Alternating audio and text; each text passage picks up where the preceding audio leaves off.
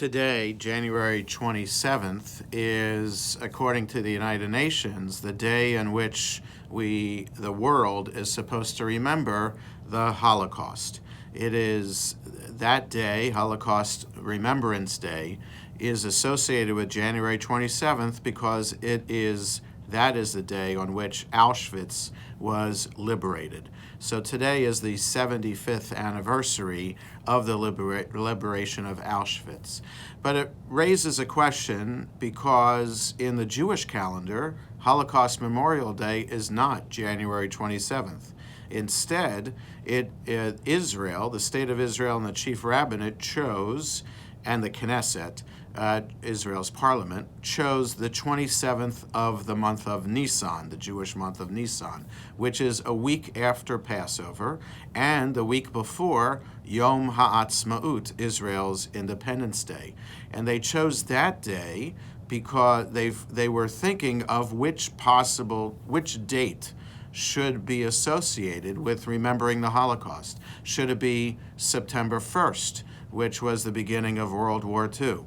Should it be the 8th of Av, which was the beginning of the liquidation of the Warsaw Ghetto?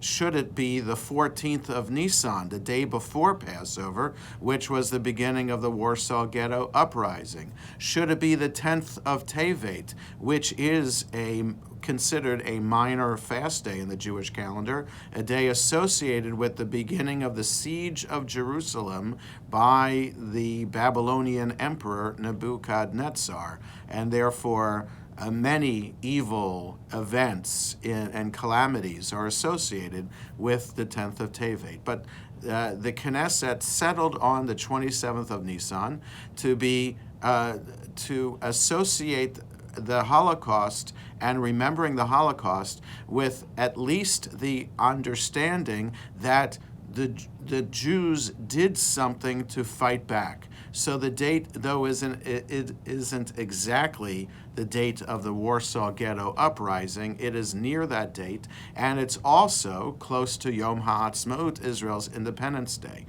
Because when you visit Yad Vashem, the Holocaust Memorial Museum in Israel, you wind along a serpentine path, going from exhibit room to exhibit room, living through the horrors of the rise of anti-Semitism in Germany, the rise of the atrocities and the concentration camps themselves, and you end in the last room with the establishment of the State of Israel. So in Israel's mind, the Holocaust is related directly to Israel's Independence Day, that out of the ashes arose salvation in the State of Israel.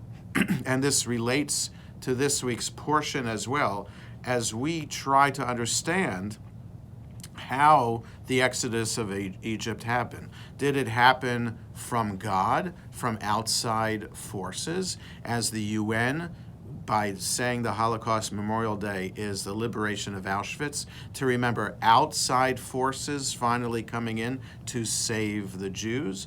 Or did it come about, the Exodus, from forces within? Finally, the people recognizing that they needed to be free, they working with Moses to rebel against Pharaoh, for Nachshon, the head of the tribe of Judah, to actually walk into the waters of the sea in order to cause the sea to part. How does liberation happen? Does it come from outside? Does it come from within? That is a question associated with Holocaust Memorial Day and also this week's portion, Bo. Shabbat Shalom.